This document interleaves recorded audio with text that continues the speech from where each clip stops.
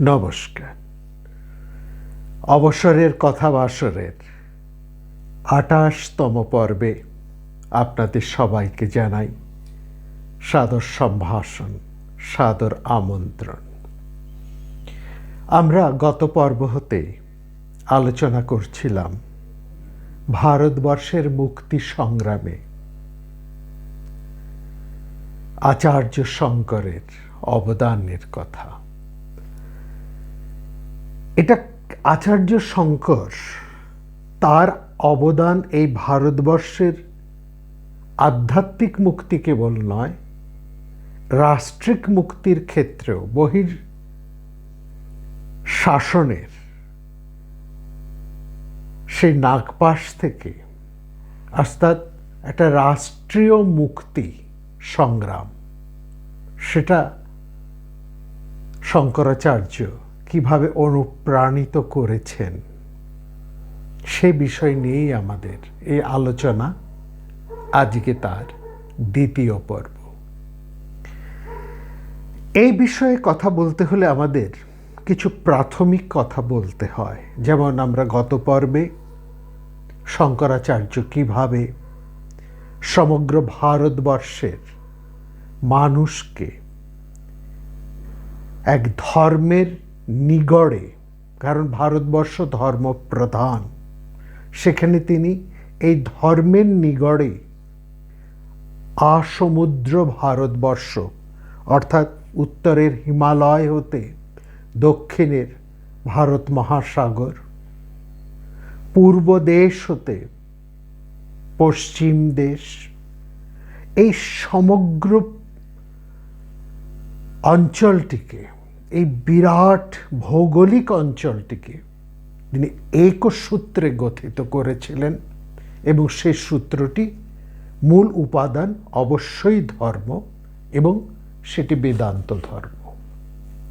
আমরা দেখেছি তিনি তার 4 জন প্রধান শিষ্যের মাধ্যমে 4টি মঠ বা 4টি তার প্রধান, যাকে আমরা এইভাবেও বলতে চেয়েছি যেন 4টি তার কেল্লা, দুর্গ, তার মাধ্যমে তিনি ভারতবর্ষের চতুষ্কোণের একটা বাউন্ডারি তিনি রচনা করে দিলেন। এই 4 দিক থেকে 4টি দুর্গ, এবং তার সে প্রত্যেকটি মঠের বা সেই দুর্গের আন্ডারে সেখানে অনেকগুলো আশ্রম, মঠ অর্থাৎ মূল আখড়া তৈরি হয়ে উঠল। এবং সেখানে আমরা আলোচনা করেছি 7, 8 বা 9টি প্রধান আখড়া, যেমন অটল আখড়া, আবাহন আখড়া, নির্বাণী, আনন্দ নিরঞ্জনী, জুনা বা ভৈরব, অগ্নি, নির্মোহী এবং অন্যতম ঋষিকেশের কৈলাস মঠ। এরা প্রত্যেকটি হচ্ছে প্রধান আখড়া।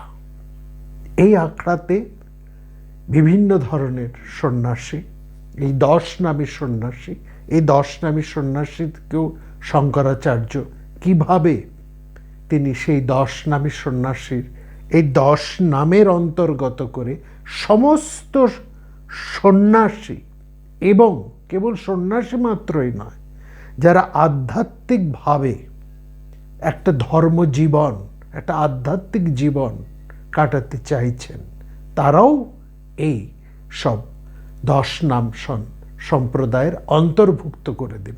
অর্থাৎ কম বেশি সমস্ত ভারতবর্ষের মানুষকে তিনি এই 10 নামী বা 10 নামী সন্ন্যাসীদেরকে মূল করে এই 10 নামের আন্ডারে করে দিলেন। এক তো সন্ন্যাসীরা রয়েছেন প্রধান হিসেবে, সন্ন্যাসীরা সেখানে সন্ন্যাসীভাবে আছেন, বৈরাগীভাবে আছেন, উদাসী বা কল্পবাসী।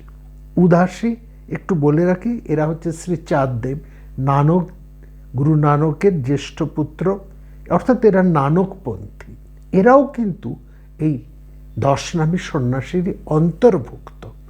এখন বর্তমানে আমরা একটু কথায় এটুকু হয়তো বলে রাখা ভালো, এখন হয়তো শিখদের একটা আলাদা তারা বলছেন যে আমরা হিন্দুর এর থেকে বাইরে, এই জন্য আমরা হিন্দু শব্দটাকে ব্যবহার করি না।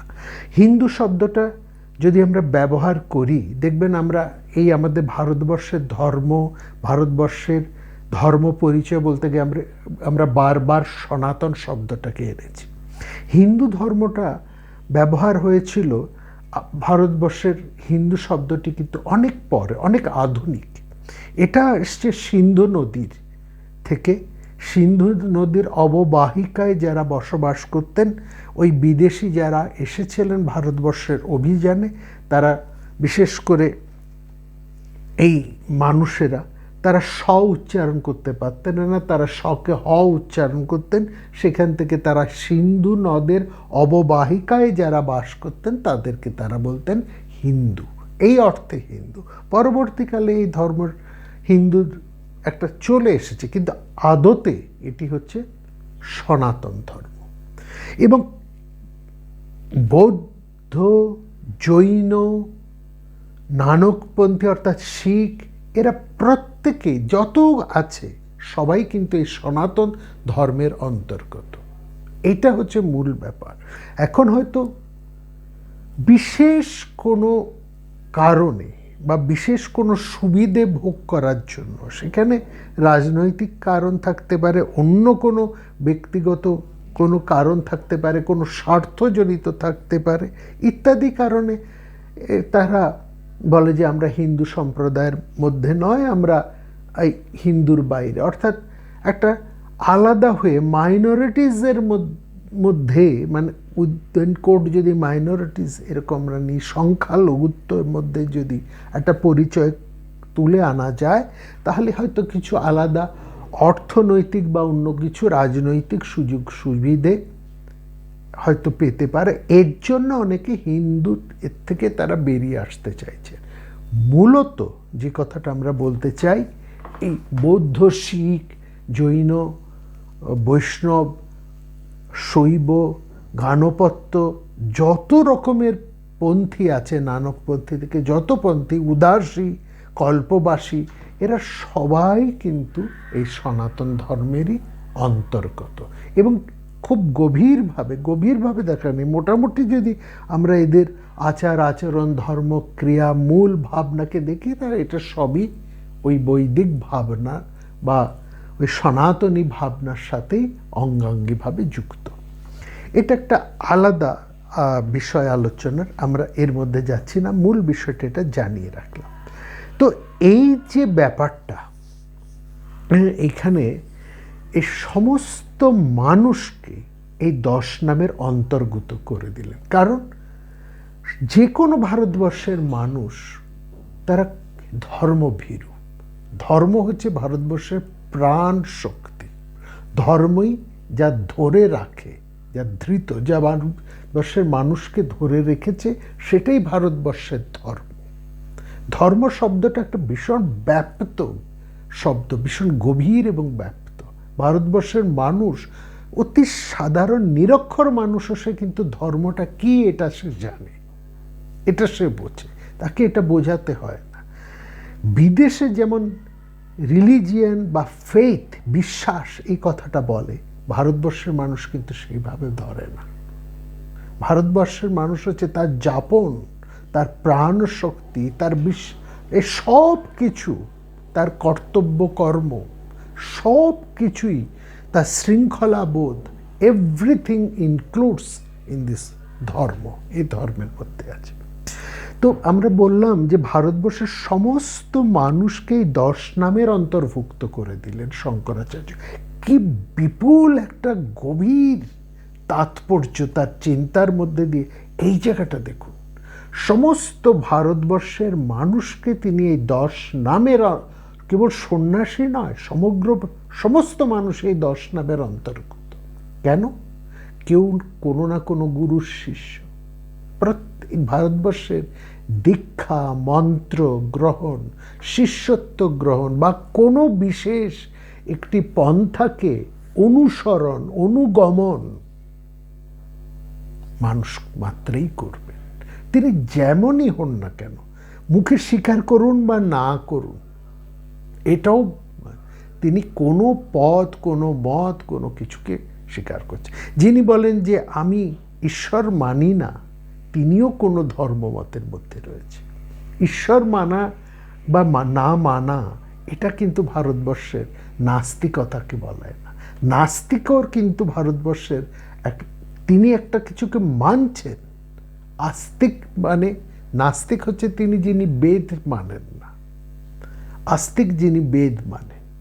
এবার বেদ বিষয়টাও হচ্ছে এতটা বিস্তৃত যে সেখানে আমাদের এই জীবনচর্চা, ধর্ম, সততা, মূল্যবোধ, এই সবটাই কিন্তু মূলগত বেদ বা বেদান্ত বা বৈদিক ভাবনা কিংবা বেদান্ত দর্শন, অদ্বৈত ভাবনা, দ্বৈত ভাবনা, যাবতীয় যা কিছু দর্শন আছে তার মধ্যে আছে। এবং এটা তো আমরা নিজে জানি যে ভারতবর্ষের দর্শনের মধ্যে আস্তিক দর্শনও আছে, নাস্তিক দর্শনও আছে, কিন্তু সবটাকেই কিন্তু অল ইনক্লুডস, সবটাই কিন্তু ইনক্লুডস। আস্তিক হয়েও সে বাইরে বেরিয়ে যেতে পারছে না, নাস্তিক হয়েও সে কিন্তু অন্য কিছু হয়ে যেতে পারছে না। এভরিথিং ইনক্লুডস, এইটাই হচ্ছে ব্যাপার। যাকে তুমি ধরে আছো সেটাই হচ্ছে তোমার ধর্ম। নাস্তিকত্বকেও তো তুমি একটা কিছু মতবাদকে ধরে আছো, এই যেটাকে ধরে আছো সেটাই ধর্ম। সেই অর্থে শঙ্করাচার্য কিন্তু সমগ্র ভারতবর্ষের মানুষকে এক অভূতপূর্বভাবে একটা ইউনিক চিন্তার, একটা ইউনিক ভাবনা শঙ্করাচার্যের, এটা একটু বিশেষ করে ভাবার, একটা বিশেষ ধর্মের বন্ধনে আবদ্ধ করে দিলেন। এটা হচ্ছে বড় কথা। তো এই যে আখড়ার কথা আমরা বলছিলাম, এই আখড়া এবং তার আন্ডারে মোটামুটিভাবে একটা পরিচিতি আমরা দিয়েছি। আখড়া, তার আন্ডারে থাকছে মঠ, হ্যাঁ, তার থাকছে আশ্রম। আখড়া, মঠ এবং আশ্রম এরকমভাবে থাকছে। মঠ হচ্ছে যেখানে আধ্যাত্মিক ক্রিয়াকর্ম হয়, যেমন রামকৃষ্ণ মঠ, খুব সহজ করে বোঝাই আমরা এই উদাহরণটা দিলে, শ্রীরামকৃষ্ণ মঠ, মঠ যেখানে হচ্ছে সেখানে দেখবেন আধ্যাত্মিক কাজকর্ম হচ্ছে, শাস্ত্র আলোচনা, শাস্ত্র পাঠ, পূজা পাঠ ইত্যাদি ধর্মীয় মানে শাস্ত্র বিহিত কাজকর্ম, আধ্যাত্মিক কাজকর্ম, এই সমস্তগুলো হচ্ছে মন্দির, যাবতীয় যা কিছু হচ্ছে মঠ। আর রিলিফ ইত্যাদি, স্কুল কলেজ রিলিফ, এই সমস্ত ব্যাপারগুলো ওনাদের যা কিছু সেগুলো হচ্ছে আশ্রম, শ্রীরামকৃষ্ণ আশ্রম এর অন্তর্ভুক্ত। মঠ এবং আশ্রম দুটো নিয়েই রামকৃষ্ণ, এই মঠ এবং আশ্রম, তাদের এই দুটো কিন্তু একসঙ্গে ইউনিট। মঠ হচ্ছে প্রধান, তার আন্ডারে হচ্ছে, এবং সেখানে আবার আলাদা আলাদা অনেকগুলো উইংস আছে, কিন্তু সবটাই ওর মধ্যে। এই মঠটাকেই আরেকটুখানি এগিয়ে নিয়ে গেলে দাঁড়াচ্ছে, মূলটা হচ্ছে আখড়া। আখড়ার আন্ডারে যেখানে আধ্যাত্মিক ক্রিয়াকর্মাদি হচ্ছে সেটা হচ্ছে মঠ, যেখানে শিক্ষা, পরবর্তী সময় এসছে রিলিফ, এই রিলিফটা রিলিফ ওয়ার্ক, সেবা, সেবার মধ্যে কেবলমাত্র দুর্গতদের সেবা নয়, এই দুর্গতদের সেবা এটা সবসময় চলছে, শিক্ষাদান, দুর্গতদের সেবা, উন্নয়নের কাজ, অন্যান্য যাবতীয় যা কিছু কর্মর একটা বিস্ফার যেখানে হচ্ছে, সে সবটাই হচ্ছে আশ্রমের দেশ। আমরা গতবার দিন কিছু যেমন সেখানে নির্বাণী আখড়ার গুরুত্বের দিকটা আমরা বলেছি, তেমনি আরেকটা জিনিস হচ্ছে এই যে আখড়া, মঠ এবং আশ্রম, এই আখড়ার ব্যাপারটা কি, সেখান থেকে আসলে কাজটা চলে প্রশাসন। এই প্রশাসনের কাজটা কথা বলতে গিয়ে আমরা এই আজকের পর্ব থেকে আরম্ভ করব। আমরা শঙ্করাচার্যের মুক্তি সংগ্রামে মানে ভারতবর্ষের মুক্তি সংগ্রামে শঙ্করাচার্যের অবদান কথা বলতে গিয়ে এই যে আলোচনাগুলো করছি কয়েকটি পর্ব ধরে, এর একটা কিন্তু বিশেষ গুরুত্ব আছে। আমরা ধীরে ধীরে কিন্তু সেদিকে এগোচ্ছি। তার আগে একটু ধৈর্য রাখতে হবে, এই প্রাথমিক পরিচয়গুলো জানতে হবে, সেই কথাগুলো আমাদের কিন্তু বলতেও হবে। আখড়ার অর্থাৎ যেখানে প্রশাসন হচ্ছে আখড়ার মূল কাজ। প্রশাসনিক কাজকর্ম যেখানে চলে সেটা হচ্ছে আখড়া। একটু আখড়ার একটুখানি ভেতরে একটা জাস্ট আমরা যে কোনো আখড়ার উপরে একটুখানি যদি আলোক ফেলি, তাহলে যে ছবিটা আমাদের প্রথমেই উঠে আসবে, তার থেকে আমাদের এই ধারণাটা পরিষ্কার হয়ে যাবে। ওটা নিয়ে আর বেশি ব্যাখ্যা করতে হবে না। আখড়াতে আমরা কি দেখি? আখড়াতে দেখি মহান্ত, যিনি আখড়ার প্রধান, মহান্ত বসে আছে। এবং সেই আখড়ার থেকেই আখড়ার আন্ডারে যে সমস্ত আশ্রম, যে অন্যান্য যেসব আখড়াগুলো রয়েছে, মঠ যেগুলো রয়েছে, এই মঠ আখড়া তাদের প্রধান হচ্ছেন মহন্ত বা মহান্ত, তাকে বলছে মহান্ত। তিনি হচ্ছেন অধ্যক্ষ।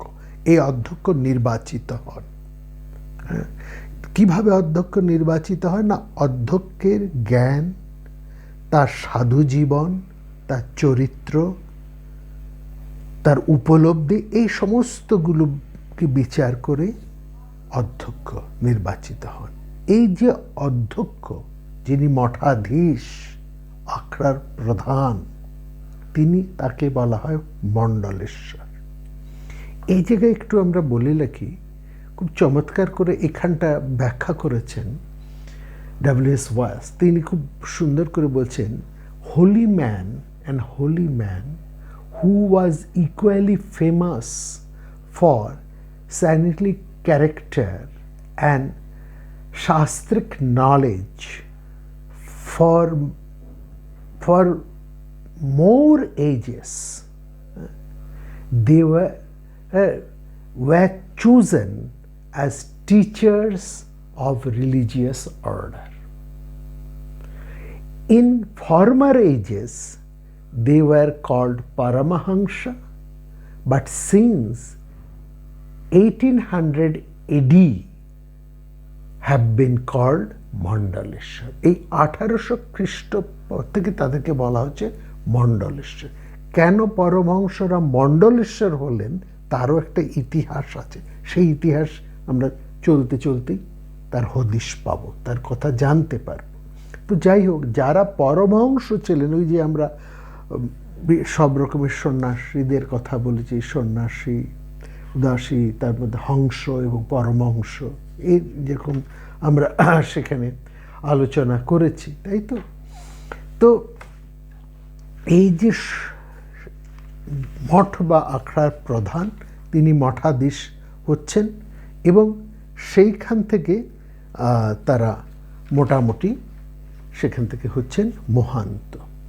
তাহলে মঠের যিনি প্রধান অধ্যক্ষ, তিনি হচ্ছেন মহান্ত। এইরকম সমস্ত আখড়া বা মঠের আখড়ার যে প্রধান, এরকম সমস্ত আখড়ার প্রধানরা বা বিভিন্ন মঠ আশ্রমের প্রধানরা, তারা আবার এই মণ্ডলেশ্বর নির্বাচন করছেন। মণ্ডলের যিনি অধিপতি ঈশ্বর, তাকে নির্বাচিত করছে এবং সেখান থেকে আবার মহামণ্ডলেশ্বর এই পর্যন্ত নির্বাচিত হন। এই মহামণ্ডলেশ্বর হচ্ছে তিনি সমস্ত আখড়া, যেমন ধরুন আনন্দ আখড়া, নিরঞ্জনী আখড়া কিংবা জুনা আখড়া, তার মধ্যে যতগুলো তাদের আন্ডারে আখড়া আছে, যত মঠ আছে, যত আশ্রম আছে, যত সাধু সন্ন্যাসীদের প্রতিষ্ঠান আছে, সবার প্রধানরা হচ্ছেন, এক একটা মঠের প্রধান হচ্ছেন মঠাধীশ বা সেখানে পাচ্ছি আমরা মহান্তদের। তাদের মধ্যে থেকে একজন হচ্ছেন মণ্ডলেশ্বর এবং সেই মণ্ডলেশ্বর বা মহামণ্ডলেশ্বর নির্বাচিত হন। মনে রাখবেন, আনন্দময়ী মা, একটা উদাহরণ দিলে আপনাদের বুঝতে সুবিধা হবে। আনন্দময়ী মা, তিনি মহানির্বাণী মঠের মহামণ্ডলেশ্বর নির্বাচিত হয়েছিলেন। বহুদিন তিনি ছিলেন মহানির্বাণী মঠ বা নির্বাণী মঠ, যেটাকে আমরা বলেছি, সেটাকে অনেকে মহানির্বাণী মঠও বলে। হ্যাঁ, তো এই নির্বাণী মঠ বা মহানির্বাণী মঠের মহামণ্ডলেশ্বর বলে নির্বাচিত হয়েছিলেন আনন্দময়ী মা। এরকম অনেকে, ভোলাগিরি, তিনি এরকম মহামণ্ডলেশ্বর নির্বাচিত হয়েছিলেন। তিনি গিরি সম্প্রদায়ের, তিনি মহামণ্ডলেশ্বর নির্বাচিত হয়েছে। যাই হোক, আমরা সেই কথায় পরে আসব। তাহলে আমরা কি দেখলাম? সেই আখড়ার যিনি হেড বা প্রধান অধ্যক্ষ, তিনি হচ্ছেন মহান্ত। তারপরে 4টি গুরুত্বপূর্ণ পোস্ট আছে। প্রথম হচ্ছেন অধ্যক্ষ বা প্রধান। দ্বিতীয় যিনি, তিনি হচ্ছেন কারবারি বা কারবারিও অনেকে বলে, অনেকে বলে কারবারি। কারবারি বা করবারি, তিনি হচ্ছেন কোষাধ্যক্ষ বা ট্রেজারার। ওই আখড়ার ট্রেজারার তিনি, টাকা পয়সার হিসেব ইত্যাদি তার অধীনে। তার আরেকটি গুরুত্বপূর্ণ পোস্ট, সেটা হচ্ছে কোতোয়াল। নামটি লক্ষ্য করুন, কোতোয়াল। কোতোয়াল মানে, কোতোয়ালি মানে থানা। কোতোয়ালি শব্দের অর্থ হচ্ছে থানা।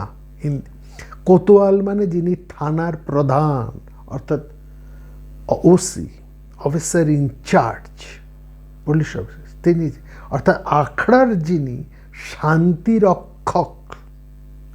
ওসির কাজ যেমন শান্তি রক্ষা, কোতোয়াল বা থানার কাজও তো তাই, শান্তি রক্ষা। থানার কাজও তো তাই, কোতোয়াল। হ্যাঁ, এই জন্য তাকে বলা হচ্ছে কোতোয়াল। তিনি হচ্ছেন শান্তি রক্ষক। মহান্ত, তার মহান্ত হচ্ছেন প্রধান, তার আন্ডারে রয়েছেন কোতোয়াল, প্রথমে রয়েছেন কারবারি অর্থাৎ ট্রেজারার, তারপরে রয়েছেন কোতোয়াল শান্তিরক্ষক, কোষরক্ষক শান্তিরক্ষক, এবং রয়েছেন পূজারী, যিনি পূজা অর্চনা ইত্যাদি করবেন। ভালো করে ব্যাপারটা লক্ষ্য করুন। আখড়ার মূল জায়গাটা এখানে চলে আসছে। শান্তিরক্ষক মানে কিসের শান্তিরক্ষক এখানে? অর্থাৎ সাধুরা, আমরা আগে বলেছি শঙ্করাচার্যের এই ভাবনা, এইরকমভাবে মঠ প্রতিষ্ঠা, দশনামী সম্প্রদায়ের অন্তর্গত করে সমস্ত সাধু সন্ন্যাসী ভক্তবৃন্দ সমাজকে একটা বিশাল ছাতার নিচে 10 নামের অন্তর্গত করে নিয়ে আসা, এই ভাবনার সঙ্গে সঙ্গে তার আরেকটি গুরুত্বপূর্ণ ভাবনা, যে সেটা বিরাট বৈশিষ্ট্যপূর্ণ, এটাও লক্ষ্য করার মতো, সেটা হচ্ছে শান্তি প্রতিষ্ঠা, শান্তি রক্ষা বা রক্ষক। কোতোয়ালের আরেকটি শব্দ ছিল রক্ষক। সাধু সমাজের কেবল রক্ষক নয়, সমগ্র এই সনাতনী ধর্মের রক্ষক হচ্ছেন এই কোথায়। এইটা ভীষণ গুরুত্বপূর্ণ এই জায়গাটা। এখান থেকেই আমাদের মূল উপাদান পাব। আগে কি হতো? শঙ্করাচার্যের এই ভাবনার আগে আমরা দেখেছি সাধুরা তারা নিজেদের মতন যেখানে খুশি যেতেন, তারা সম্পূর্ণ স্বাধীন, তারা নিজেদের মতন নানা জায়গায় তারা থাকতেন। কোথায় কোথায় থাকতেন সেখান থেকেই আমরা শঙ্করাচার্য ঠিক সেই জায়গার নাম দিয়ে তাদেরকে 10 নামের অন্তর্ভুক্ত করেছেন, এটাও আমরা গতবার দেখেছি। এইখানে এই যে যখন তারা একলা নিজেরা থাকছেন, তখন কিন্তু নানা রকম বিপদ আপদ হতে পারে। বিপদ আপদ নানাভাবে আসতে পারে। পশু, তারা পাহাড়ে জঙ্গলে নানা জায়গায় থাকছেন, বনে, সেখানে পশু আক্রমণ হতে পারে, সেখানে নানা রকম শত্রুর আক্রমণ হতে পারে। এই শত্রু মানে, তখন একটা সময় আমরা দেখেছি ঠগীরা এসেছে, একটা সময় দেখেছি ডাকাতরা এসেছে, খুনিরা এসেছে। হ্যাঁ, আবার কি শুধু কি তাই, একটা সময় আমরা দেখেছি যে সেখানে ফকিররা চলে এসছেন। মুসলমান যখন আমাদের দেশে ঢুকছে শঙ্করাচার্য, সেই সময় ফকির দরবেশেরা এসে গেছেন। এই ফকির বা দরবেশ তারা মোটামুটি তারা হচ্ছে ওই ইরান, আফগানিস্তান এরকম জায়গায় তারা একটু দৈহিক শক্তিতে বেশি, তারাও স্বাধীনভাবে ভিক্ষা করে ঘুরে খান, তাদেরও একই রকম। ফলে একটা ক্ল্যাশ তৈরি হচ্ছে। তারপরে মুসলমান আক্রমণ আছে, তারপরে আরও পরবর্তী সময় এসছে খ্রিস্টানদের ধর্মযাজক, তারা এসছে, তাদের আক্রমণ। সুতরাং এই যে একটা নানা দিক থেকে, এবং এছাড়াও আরও অনেক পরবর্তীকালে সাধুদের যখন তাদের বয়স হয়ে যাচ্ছে, তখন তারা কোথায় থাকবেন, কে তাদের দেখভাল করবেন? একটা আশ্রয়ের তো দরকার, একটা আশ্রমের তো দরকার। অল্প বয়সে একরকম, বেশি হয়ে গেলে অনেক সাধু সন্ন্যাসী, এটা দেখা গেছে বিভিন্ন তীর্থক্ষেত্রে বা পাহাড়ে পর্বতে তারা যাচ্ছেন, তারা একেবারে ভীষণ দুঃসহ অবস্থায়, দুস্থ অবস্থায়, শারীরিকভাবে তারা অবসন্ন, একটা ভীষণ খারাপ অবস্থায় তারা পথের ধারে বনে জঙ্গলে অসুখে ভুগে শারীরিকভাবে অসুস্থ হয়ে তারা অনেকেই মারা গেছে। এই জায়গাটা, এই যে সাধু সন্ন্যাসীদেরকে তুলে নিয়ে এসে সেবাটা, মানে একটা শুশ্রূষার ব্যাপার, এই ভাবনাটা কিন্তু সবচাইতে বেশি যেখানে মানে মান্যতা পেল, একটা অত্যন্ত আধুনিক দৃষ্টিভঙ্গি দিয়ে এটা গড়ে উঠল, সেখানে আমাদের আবার চলে আসতে হবে অত্যন্ত এই আধুনিক বর্তমান সময়ে রামকৃষ্ণ প্রতিষ্ঠানে। এই রামকৃষ্ণ মঠ মিশনের যে সাধুরা, তারা কিন্তু প্রথমে এই দিকটার প্রতি গুরুত্ব করে ক্ষণখলে, যেখানে পাহাড়ে ওই কেদার, বদ্রী, আরও যে সমস্ত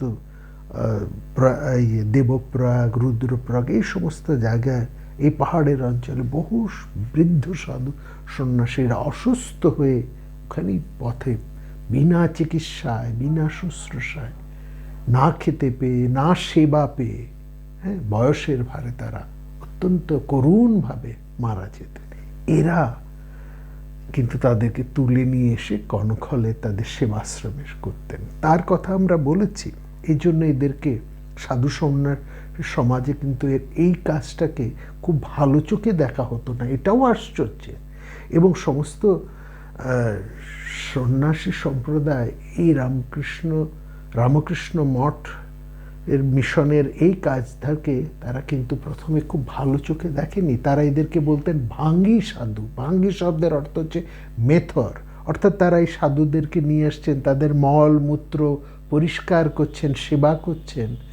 এই জন্য তাদের যে ভান্ডারা হতো, সাধু ভান্ডারায়, প্রথম দিকে কিন্তু সাধু ভান্ডারায় রামকৃষ্ণ মঠ মিশনের সাধুরা ঠাঁই পেতেন না। এটা অনেক পরে যখন এটা রিয়েলাইজ করলেন, এর গুরুত্বটা বুঝলেন, এবং রামকৃষ্ণ মঠ মিশনের সাধু সন্ন্যাসী তাদের আধ্যাত্মিক চিন্তাধারা ইত্যাদির দ্বারা পরবর্তী সময় কিন্তু সাধু সমাজে এটা একটা বিরাট পরিবর্তন ঘটল।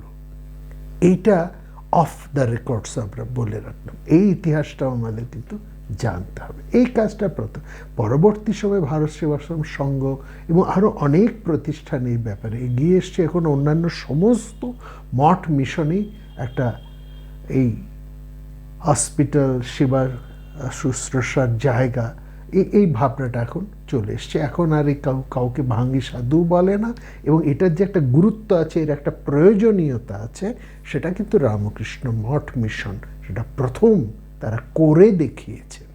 এই জায়গাটা এসছে, সেটা আলাদা কথা।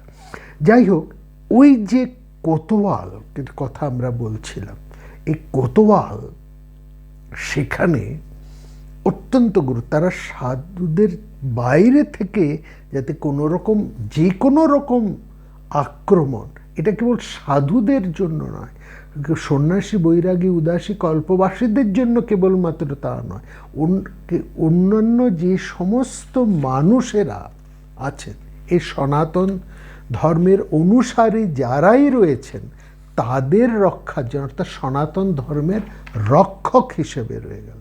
ফলে পরবর্তী সময়ে আমরা দেখলাম সাধুদের মধ্যে জাস্ট দুটো ভাগ হলো। একটা হচ্ছে শাস্ত্রধারী সাধু একেবারে এইভাবেই ডিফাইন হয়ে গেল, শাস্ত্রধারী সাধু এবং অস্ত্রধারী সাধু। শাস্ত্রধারী এবং অস্ত্রধারী সাধু এইভাবে শাস্ত্র মানে যারা শাস্ত্র আলোচনা, জ্ঞান চর্চা, পূজা পাঠ, আধ্যাত্মিক জীবন এই কাজ নিয়ে কিছু রইলেন।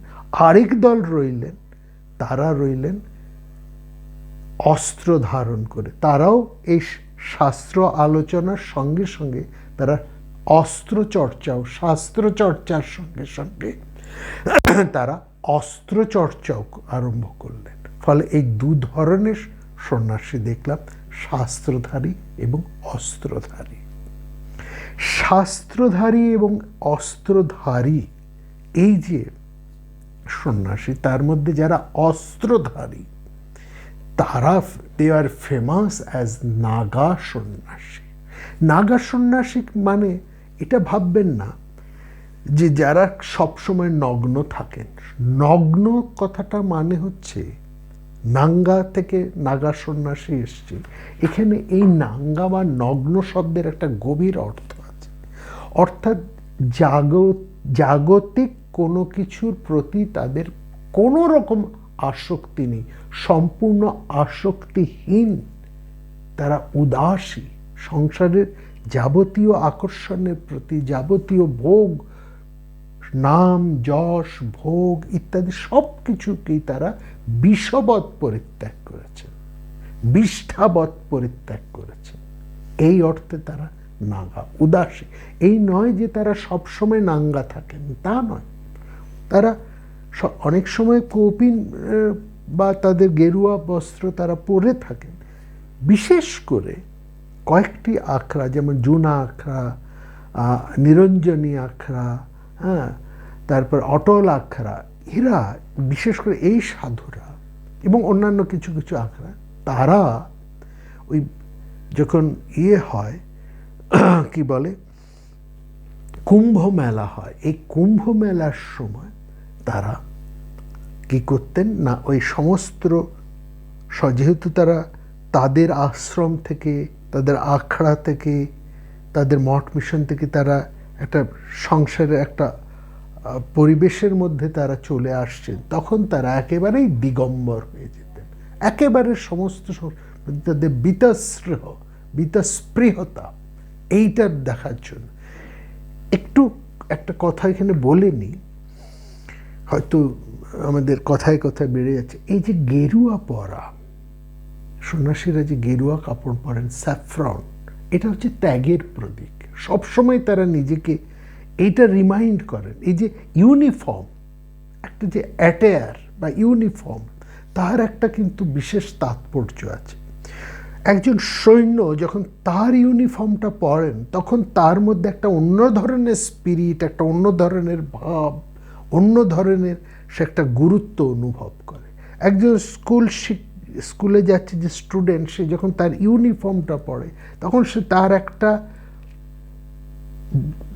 আদর্শের মধ্যে, একটা ভাবের মধ্যে তাকে সেটা আবদ্ধ করে দেওয়া হয়। হ্যাঁ, সেরকম শিক্ষকদের মাঝে মাঝে আমরা ইউনিফর্মের কথা বলি যে শিক্ষকদের ইউনিফর্ম হবে কি হবে না, এরকম কোনো বাধ্যবাধকতা নেই। কিন্তু শিক্ষক যারা রয়েছেন তারা এমন কোনো পোশাক পরবেন না যেটা তাদের যে ভাব, তাদের যে মান্যতা, তাদের যে গুরুত্ব, তাদের যে তাৎপর্য, সেটা উল্লঙ্ঘন করে। সেটার থেকে তাদের প্রতি সমাজের যে শ্রদ্ধা, সেটা নষ্ট হয়ে যায়। এই সব কিছু জামা কাপড় সব কিছুর মধ্যেই কিন্তু একটা বিশেষ এই জায়গাটা রয়েছে, গুরুত্বটা রয়েছে, একটা বিশেষ ভাব রয়েছে, একটা বিশেষ তাৎপর্য রয়েছে, এটাও বেশ। তো এই সন্ন্যাসীরা সবসময় যে গেরুয়া পরেন, তার কথা হচ্ছে তারা, অর্থাৎ এটা যেন তাদের একটা আবরণ বা একটা প্রাচীর। এই যখন আমরা একটা গেরুয়া বস্ত্রধারী একজন মানুষকে দেখব, তার সাথে গিয়ে আমরা কোনো সাংসারিক কথা বলবো না, কোনো টাকা পয়সার কথা বলবো না, হ্যাঁ, আমরা সাংসারিক কোনো সাধারণ আলোচনা আমরা তার সঙ্গে করব না। অর্থাৎ এইটা হচ্ছে একটা যেন ব্যারিয়ার সংসারী মানুষের সঙ্গে, ওইটি দ্যাট ইজ এ ব্যারিয়ার। একজন স্টুডেন্টের ওই জামা কাপড় পরা মানে that is also a barrier, যে তুমি এর বাইরে যাবে না, এই হচ্ছে তোমার সীমাবদ্ধতা, এই হচ্ছে তোমার দায়িত্ব। সেরকম ডাক্তার, শিক্ষক, উকিল, ব্যারিস্টার প্রত্যেকেরই তার সীমাবদ্ধতা, সৈন্য প্রত্যেকেরই ওই তার পোশাক অ্যাটায়ার মধ্যে দিয়ে নির্দিষ্ট করে দেওয়া আছে। যারা শুধুমাত্র যখন উলঙ্গ হয়ে যায়, একেবারে কিছু দিগম্বর, তখন এইটা তারা বলেন যে তোমরা এই সংসারের, আমরা এই সংসারের মধ্যে দিয়ে এসছি, যাচ্ছি, একেবারে মানুষজনের মধ্যে দিয়েই আমরা সেখানে যাচ্ছি, মহা মানুষের মহামিলনের মধ্যে দিয়ে তারা যাচ্ছে। কুম্ভ মেলা মানে যে সমস্ত মানুষের, বিশাল মানুষের একটা মহামিলন, কিন্তু সেই সমস্ত সংসারী মানুষের, ভোগী মানুষের খুব কাছাকাছি তারা এসেও তারা যেন সাধারণ মানুষের সঙ্গে একটা দূরত্ব রাখছে, অর্থাৎ আমরা উদাসীন সর্ব ব্যাপারে। এইটা তাদের নিজেদেরকে, যেমন নিজেদের একটা আড়াল, তেমনি বাইরের থেকেও একটি আড়াল। এইটাই হচ্ছে মূল ভাবনা, মূল কথা। তারা যখন নিজেদের পরিমণ্ডলে থাকেন, তারা হয়তো সেই সব সময় উলঙ্গ থাকেন না, তারা সবসময় তাদের একটা গেরুয়া বস্ত্র বা কৌপিন এটা পরে থাকেন, এইটা বুঝতে হবে। তো যাই হোক, এই যে কোতোয়াল শান্তি রক্ষক, এই জায়গাটা এসে গেল বিরাট।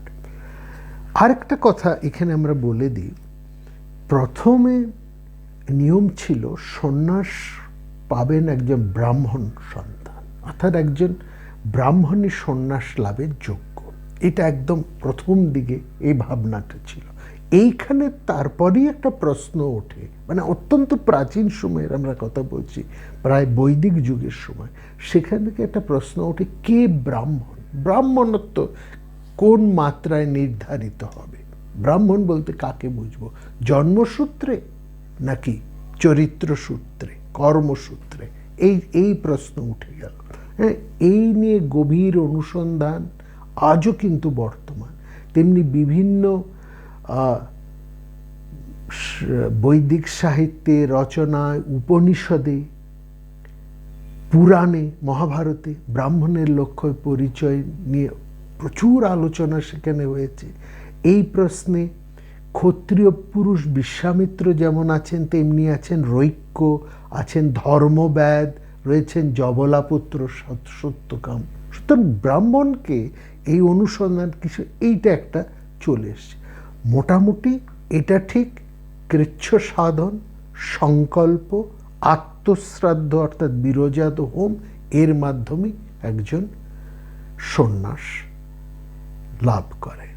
মানে একজন সন্ন্যাসের আইডিয়াল সন্ন্যাসীর লক্ষণ কি? সেখানে বলা হচ্ছে তার হাতে থাকবে একটা আর্দেন পট, একটা কপাল বা একটা কপাল, অর্থাৎ নরকটি পাত্র বা একটা মাটির পাত্র, যেখানে সে জল খাবে। এই হবে তার সম্পদ। সে কি খাবে? নেবে সে স্কন্দমূল, এই খেয়ে সে বাঁচবে, ফর ফুড।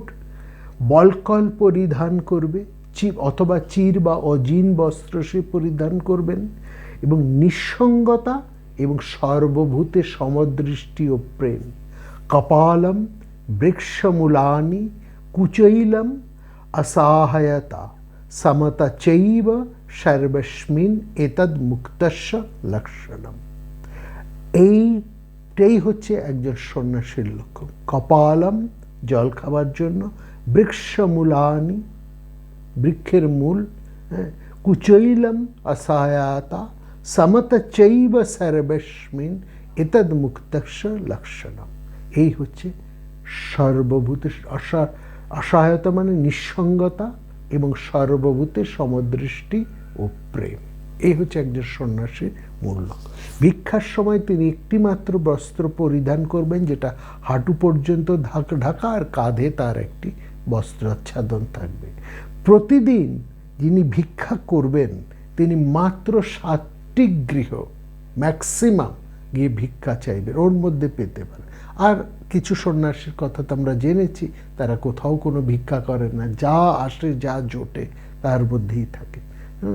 এবং একদিনে একবার মাত্র ভক্ষণ করবেন, পরিত্যক্ত স্থানে নির্জনে বাস করবেন, মাটিতে শয়ন, হ্যাঁ, কাউকে অভিবাদনও করবেন না, কাউকে অপমানও করবেন না। একমাত্র গুরু বা উন্নত কোনো জ্যেষ্ঠ সন্ন্যাসীকে প্রণাম করবেন, গেরুয়া বস্ত্র ছাড়া আর কিছুই তিনি পরিধান করবেন না।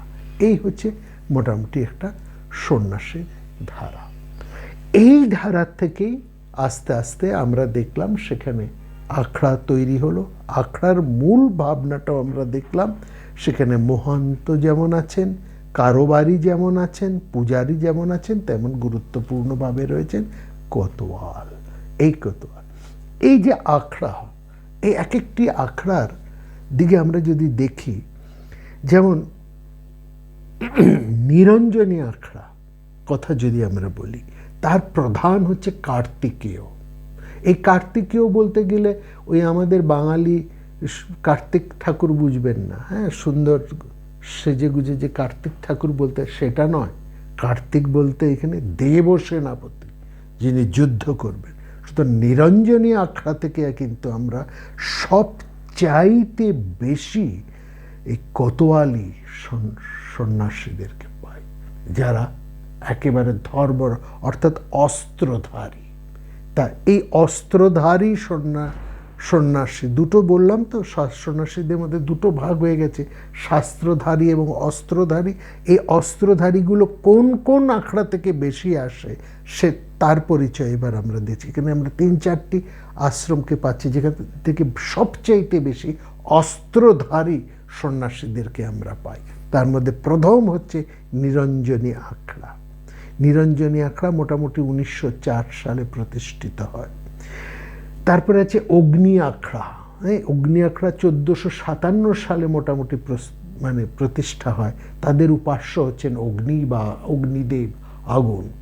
জুনা আখড়া, জুনা আখড়ার সম্পর্কে বলছি ভৈরব আখড়া। কেন না, তাদের প্রধান আরাধ্য হচ্ছেন রুদ্রপুত্র মহাযোগী দত্তাত্রেয়, এরা তার আরাধনা করেন। আনন্দ আখড়া, তাদের প্রধান উপাস্য হচ্ছেন সূর্য। অটল আখড়া, তাদের প্রধান উপাস্য হচ্ছে গণপতি বা গণেশ। এই যে আখড়াগুলো আমরা বললাম, অগ্নি, নিরঞ্জনী, জুনা, আনন্দ এবং অটল, এই সব আখড়াগুলো থেকেই কিন্তু সবচাইতে বেশি আমরা শাস্ত্রধারী থেকেও বেশি অস্ত্রধারী সন্ন্যাসী যারা পাই, যারা সন্ন্যাসী সমাজের রক্ষক। এই যে সন্ন্যাসী সমাজের রক্ষক, এই ভাবনাটাও কিন্তু শঙ্করাচার্যের ভাবনা। তিনি এই সমস্ত সন্ন্যাসী সমাজ, আধ্যাত্মিক সমাজ এবং এর বাইরে যে বিশাল জনসমাজ রয়েছে, সনাতনপন্থী জনসমাজ রয়েছে, তাদের রক্ষার জন্য তিনি কিন্তু এই ভাবনাটা করলেন। এই জায়গা থেকেই মুক্তি সংগ্রামের বীজটিও রোপিত হলো। তিনি এখানেই যেন বীজটি বপন করে দিলেন। এইখান থেকে এই কোতোয়ালি বা অস্ত্রধারী সন্ন্যাসী, তারা যেমন একদিক দিয়ে আধ্যাত্মিকতার সাধনা করবেন, জ্ঞান চর্চা করবেন, সেই সঙ্গে সঙ্গে তারা অস্ত্র চর্চাও করবেন। অস্ত্রের সাধন, শাস্ত্রের সাধন, তার সঙ্গে সঙ্গে অস্ত্রের সাধন। এইখান থেকে তার গুরুত্বটা আরম্ভ হলো।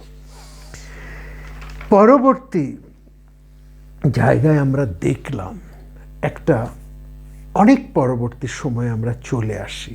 মোটামুটি ধরুন যদি আমরা আকবরের সময় বলি, আকবরের সময় থেকে একেবারে ইংরেজ সময় পর্যন্ত এই সময়টা, অর্থাৎ এই যে ঘটনার কথা আমরা বলতে যাব, এটি আমরা আকবর নামার মধ্যে পাই। অর্থাৎ আকবরের আগেও ছিল, আকবরের আগেও এটা ছিল, মোগল সম্রাট আকবর আগেও এই ঘটনা ছিল।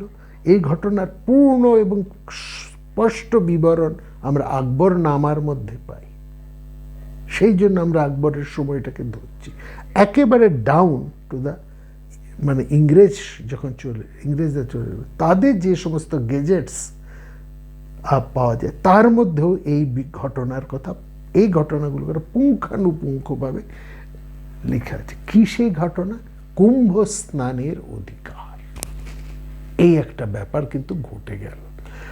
একটা জিনিস যেটা একটু বলতে হয়, একটা খুব ভালো উদ্দেশ্যে, একটা বৃহৎ উদ্দেশ্যে, এবং একটা এই আইডিয়াটা একটা ইউনিক আইডিয়া শঙ্করাচার্যের, অস্ত্র রাখতে হবে।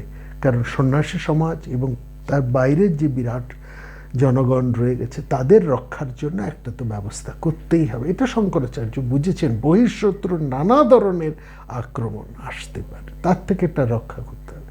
কিন্তু ব্যাপারটা কি হয় জানেন তো, সব জিনিসেরই একটা প্রভাব আছে। যেমন যদি আপনি খুব বিষয়াসক্ত মানুষ, সেই মানুষকেও যদি ওই শ্মশানে যান এবং শ্মশানের পরিবেশ তাকে খানিকক্ষণের জন্য তাকে কিন্তু একটু অন্যরকম, একটু বৈরাগ্যের, একটু ভাবনা তার মধ্যে আসে। একটা শ্মশান বৈরাগ্য আমরা বলি, ক্ষণিক বৈরাগ্য কিন্তু একটা আসে। অর্থাৎ পরিবেশের একটা গুণ আছে।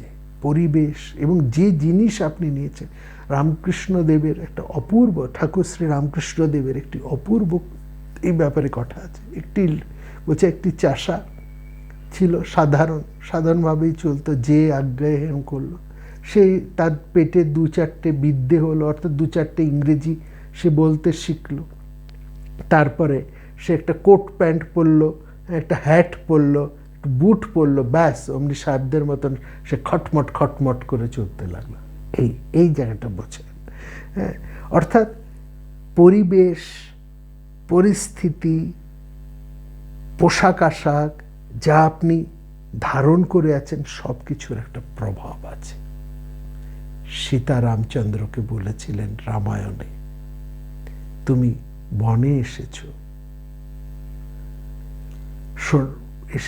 পিতার সত্য রক্ষার জন্য, নিজের আত্মরক্ষার জন্য যতটুকু দরকার ততটুকু অস্ত্র নাও। এত বিপুল পরিমাণ অস্ত্র নিয়ে কেন চলেছ? সবসময় কেন এত অস্ত্র ধারণ করে চলেছ? এই অস্ত্রের তো একটা অন্য প্রভাব আছে। ভুলে যেও না, তুমি এসেছ পিতৃসত্য পালন করার জন্য বনবাসে। অস্ত্র ধারণ করে যদি থাকো, তার একটা প্রভাব তোমাকে অন্যরকম করেও, সেটা ঘটেছে, আমরা দেখেছি। সেটা সাবধান করেছিলেন রামচন্দ্রকে। এই যে অস্ত্রের প্রভাব, এই ওয়ার্ড ভেরি, অস্ত্র প্রভাব, যেমন শাস্ত্র প্রভাব আছে তেমনি অস্ত্রেরও প্রভাব আছে। এই অস্ত্রের প্রভাব যখন সন্ন্যাসী মধ্যে এলো, সব সন্ন্যাসী, সব সাধু তো আর একেবারে বিরাট আধ্যাত্মিক হয়ে যাবেন না, বা হলেই তাদের মধ্যে বিরাট একটা পরিবর্তন ঘটে যাবে, তা তো নয়। তারপরে যতই যাই হোক, অস্ত্র একটা আছে, অস্ত্র থাকলে তার একটা বিরাট প্রভাব হবে। আমরা তো পুরাণে এরকম গল্পও শুনেছি, একজন বিরাট সাধু, এমন কঠিন সন্ন্যাসী, এমন তপস্যা করছেন একদিন, তার তপস্যার তেজে ইন্দ্র ভয় পেয়ে গেলেন। যেভাবে সর্বনাশ, এত বড় এত কঠিন তপস্যা করছে, এ না আমার ইন্দ্রপদ ছিনিয়ে নেয়, এই ভয়। তাই তিনি কি করলেন? ইন্দ্র তার তপস্যা নষ্ট করার জন্য তার কাছে ইন্দ্র এসে একখানা ধারালো খড়গ নিয়ে তার কাছে এসে বললেন, প্রভু আমি একটু অন্য কাজে যাচ্ছি, হ্যাঁ, আপনি এই খড়গটি আপনার কাছে ন্যাস মানে গচ্ছিত রেখে যাচ্ছে। এই খড়গটির প্রভাবে সে সন্ন্যাসী যখন ইন্দ্র দিয়েছেন, স্বীকার করলেন, তিনি খড়গটি রেখে দিলেন। এই খড়গের প্রভাবে তার তপস্যা সব মাথায় উঠল, তিনি সেই খড়গ নিয়েই ঘুরতে লাগলেন। এই অস্ত্রের প্রভাব, এই অস্ত্রের প্রভাবটা এলো কোথায় না, ওই কুম্ভ স্নানের অধিকারের জায়গা। এটা একটা বিরাট ব্যাপার। কুম্ভ স্নান, আমরা বলতাম এই আখড়ার সন্ন্যাসীরা সবসময় না, এক জায়গায় সমস্ত সন্ন্যাসী, সমস্ত আখড়ার সন্ন্যাসীরা একসঙ্গে এই শাহী কুম্ভে চান করতে আসতেন।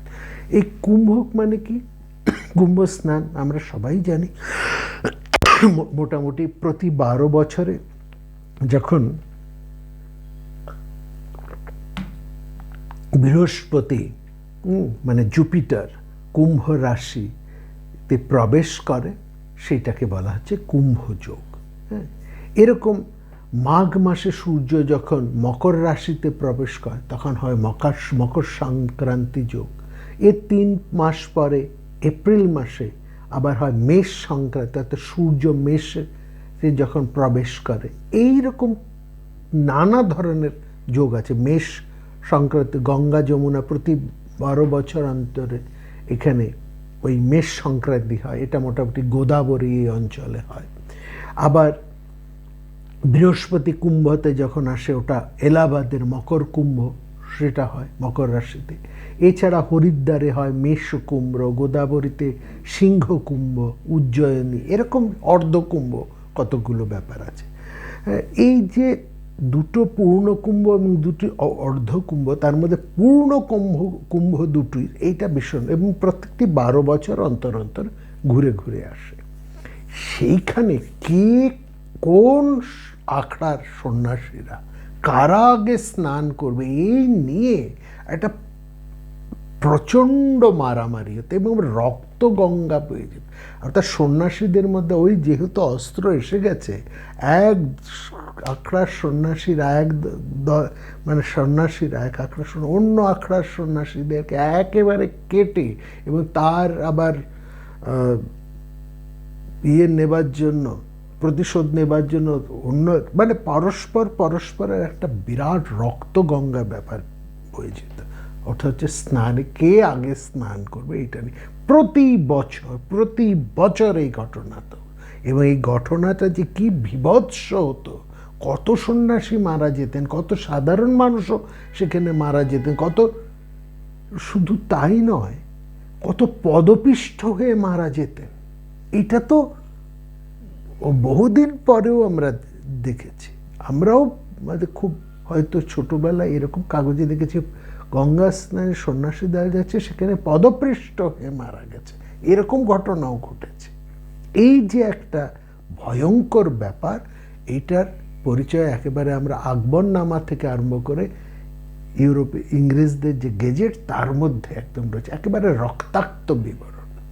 সবশেষে ওই ইংরেজ আমলে তারা কি করলেন, তারা তো মোটামুটি একটা শাসন, একটা অনুসারী, তারা বললেন যে না এরকম চলতে পারে না, এইরকম এই জিনিসটা চল। তখন তারা সমস্ত আখড়ার সাধুদেরকে ডেকে তাদের মধ্যে একটা সেটল। তার আগে কিন্তু এটা কখনো করে কেউ এটা ভাবেও নি, কারো এটা সাহসেও যায়নি যে এরকম একটা কিছু ঠিক করে দেওয়া যাবে।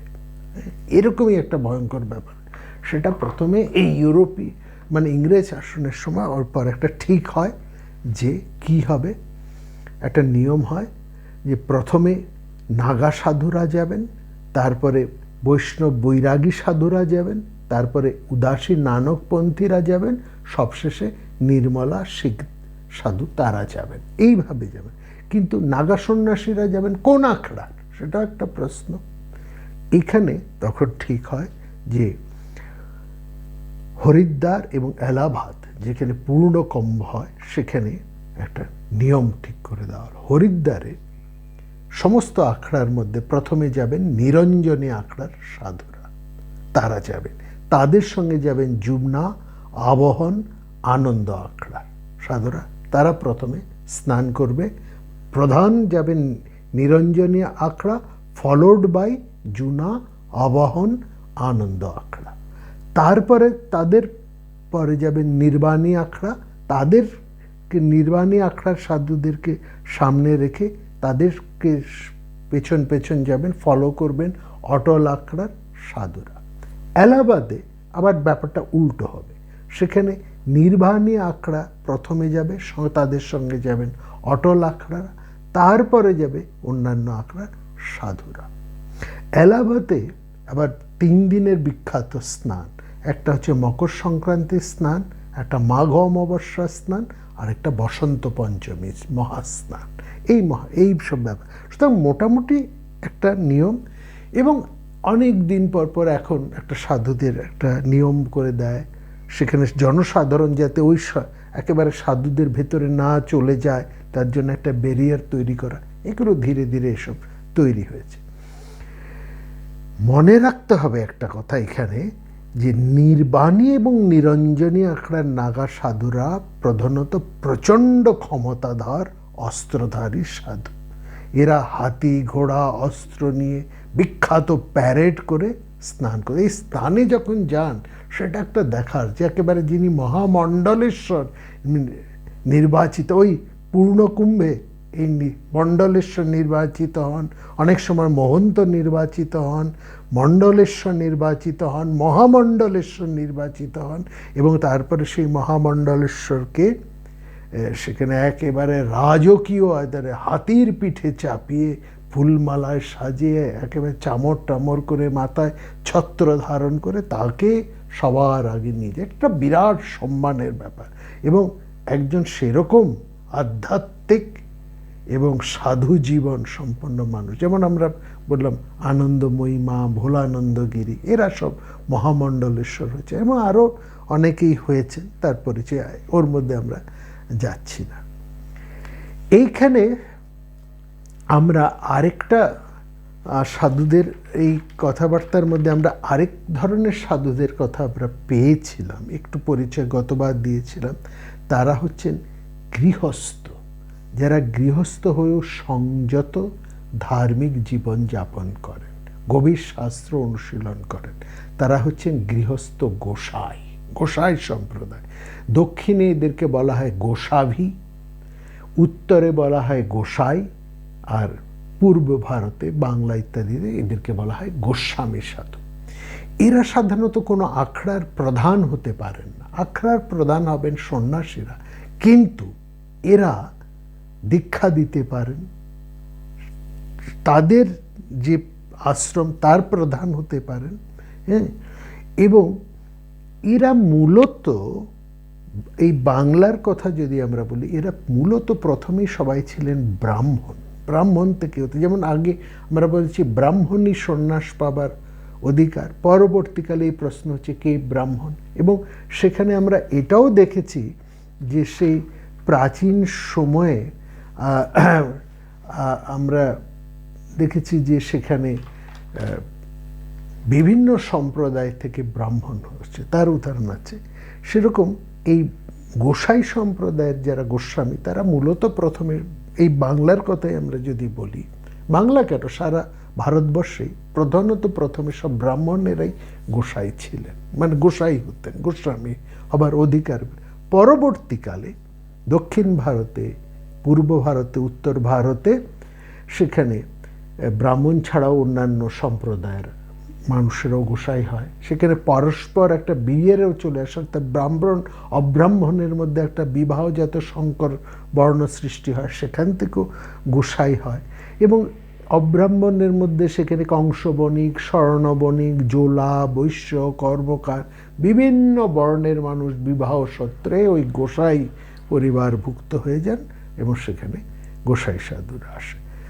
এই যে ব্যাপারটা, এবং সেখান থেকে আমরা আরেকটা ভাব দেখলাম এই নাগা সাধুদের পরিচয়। নাগা সাধুদের সেখানে একটা বিরাট অংশ দেখছি। নাগা সাধুদের মূল কথাটাও আমরা বলেছি, নাঙ্গা সাধু। তারা সাধারণত নাগা নয়, তারা যখন এই কুম্ভ স্নানে সাধারণত আসেন বা জনসমাগমের মধ্যে যখন আসেন, তখন তারা কিন্তু একেবারে নগ্ন হয়ে যান, কারণ এটা হচ্ছে তাদের একটা যেন বর্ম, একটা বর্ম। অর্থাৎ তারা তাদের বলছেন যে সাংসারিক কোনো কিছুর সাথে আমরা নিরাসক্ত, এই বর্ম হচ্ছে গেরুয়া যেমন একটা বর্ম, এই একেবারে বস্ত্র ত্যাগ, উলঙ্গটাও এটাও তাদের একটা বর্ম। এটা জৈন সাধুদের মধ্যেও আছে। এবার আমরা যে কথাটা বলবো, এই যে ভারতবর্ষের স্বাধীনতার ব্যাপারটা যেখানে আসছে, এবার আমরা কিন্তু তার মধ্যে প্রবেশ করব। একেবারে আমরা দেখলাম, একটু ভালো করে দেখুন, শঙ্করাচার্যর আগমনের আগে ভারতবর্ষের সন্ন্যাসী সমাজের অবস্থা, ভারতবর্ষের সাধারণ মানুষের অবস্থা, সেখানে বিদেশিদের আক্রমণ, নানাভাবে নানা দিক থেকে আক্রমণ, নানা কোনো ব্যাপার, এইসব ব্যাপারগুলো ঘটতে থাকে।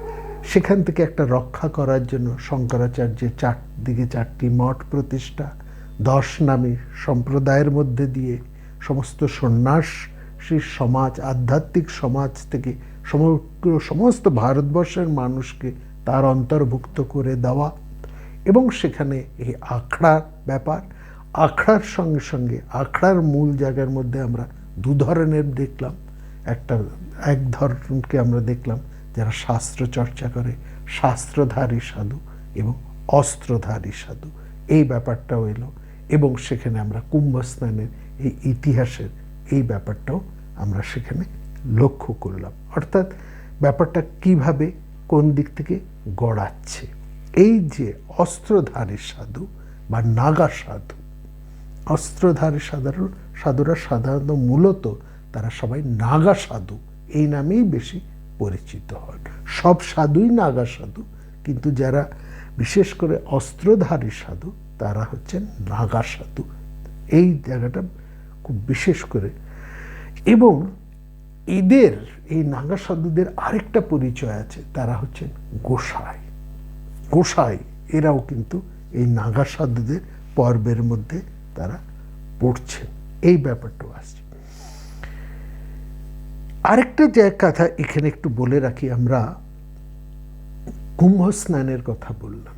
এই যে কুম্ভ স্নান, এই কুম্ভ স্নানের সমস্ত আয়োজন, ব্যবস্থাপনা,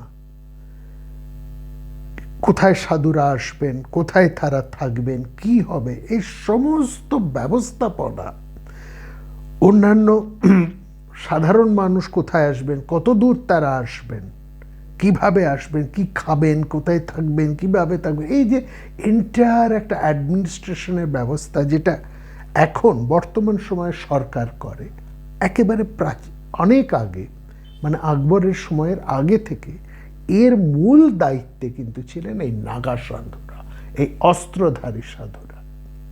তারাই সব কিছুর ব্যবস্থাপনা, রক্ষা, সব কিছুই তারা ব্যাপারটা করতেন। এবং মোটামুটি একটা দেখছি যে সেই সময় থেকে এই ব্যবস্থাপনার দায়িত্ব যখন তাদের হাতে চলে এলো, তখন তাদের সঙ্গে সঙ্গে তাদের হাতে এলো টাকা পয়সা।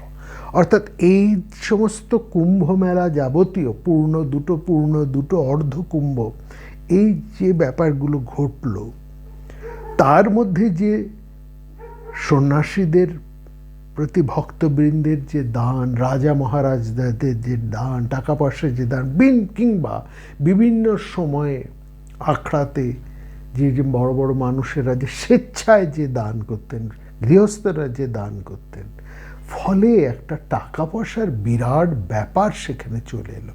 এবং তার ফলেই আমরা কিন্তু সেখানে বিশেষ করে আমরা লক্ষ্য করলাম, একটা যেমন অধ্যক্ষ হলেন, যেমন কোতোয়াল হলেন, সেরকম কারবারি বা অর্থ টাকা পয়সার হিসেব রক্ষকেরও একটা মূল ব্যাপার। অর্থাৎ এই আখড়ার হাতে প্রচুর টাকা পয়সা আসতে আরম্ভ করলো। এই নাগা সাধুদের কাছে একটা ফিনান্স, একটা প্রচুর টাকা পয়সা নানা দিক থেকে আসতে আরম্ভ করলো। কুম্ভ মেলায় তো বটেই, এবং অন্যান্য ক্ষেত্র থেকেও তারা যখন যেখানে যেভাবে থাকছেন, বিভিন্ন রাজাদের কাছ থেকে, জমিদারের কাছ থেকে, সাধারণ মানুষের কাছ থেকে অনেকে স্বেচ্ছায় দিতেন। এবং শুধু তাই নয়, এরা বিভিন্ন কাজকর্ম ইত্যাদি করে, ভিক্ষে করে, নানাভাবেই তারা এই অর্থ উপার্জন আরম্ভ করলেন। অর্থ ব্যাপারটাও কিন্তু এখানে বিরাট একটা গুরুত্বপূর্ণ চলে। তাহলে এই যে পরিমণ্ডল, এই যে আখড়ার ব্যাপারটা, এখানে এখন আমরা দেখছি 4টে জিনিস এসে গেছে। একটা হচ্ছে শাস্ত্র চর্চা, আধ্যাত্মিক চর্চা, এই বৃহৎ পরিসরকে রক্ষা, এর ব্যাপার করা, শাস্ত্র চর্চা ইত্যাদির সঙ্গে বৃহৎ পরিবেশকে রক্ষা করা, একটা শান্তি রক্ষার ব্যাপার, সব দিক থেকে রক্ষার একটা ব্যাপার। এবং তার সঙ্গে সঙ্গে এসে গেল অর্থ, এবং অর্থের সঙ্গে সঙ্গে আরেকটা ব্যাপার চলে এলো, ক্ষমতা। এই চারটে জিনিস বিপুলভাবে আখড়ার মধ্যে চলে এলো।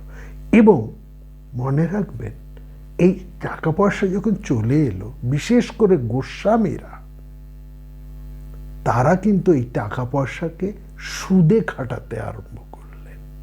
নাগা সন্ন্যাসীদের অনেকেই, তাদেরকে গোস্বামী বলা হতো, কিংবা শুধু গোস্বামীরা, যাদেরকে গোসাবি বলা হয়, দক্ষিণে, উত্তরে গোসাই, পূর্বে গোস্বামী, এই সম্প্রদায়, তারা কিন্তু এই টাকা পয়সাটাকে নানাভাবে খাটাতে আরম্ভ করলে, অর্থাৎ সুদ কারবার আরম্ভ হয়ে গেল।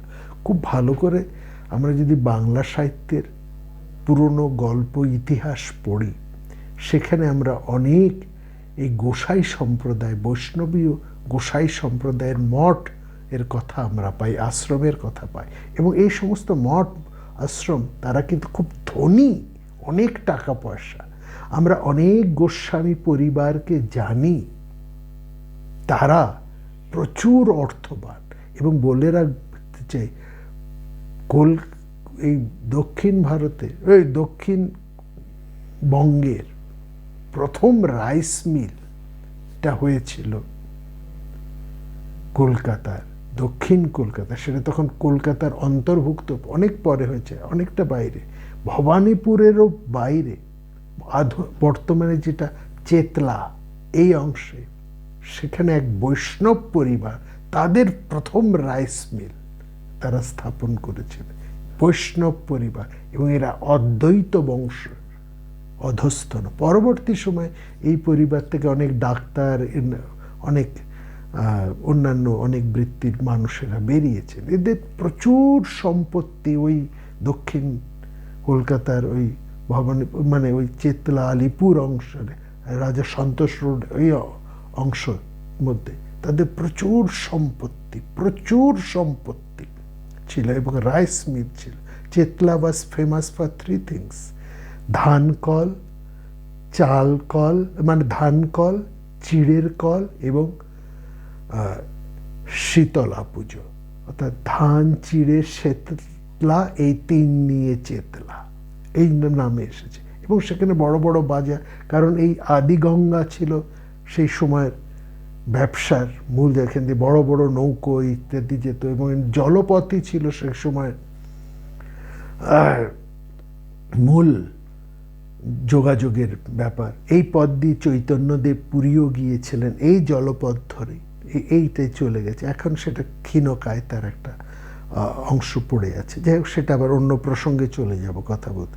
তো এই গোসাই সম্প্রদায়, শুধুমাত্র এদের আমরা উদাহরণ দিলাম, পশ্চিমবঙ্গের, বাংলার, পূর্ববঙ্গের এবং ভারতবর্ষের সমস্ত গোসাই সম্প্রদায়, গোসাই আশ্রমটা প্রচুর পয়সা তাদের ছিল, প্রচুর ধনী প্রতিষ্ঠান, প্রচুর অর্থ।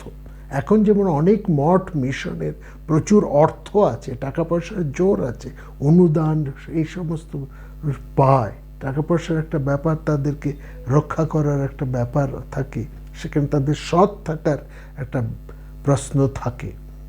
সেই ব্যাপারটাও ওই সময় চলে এসেছিল।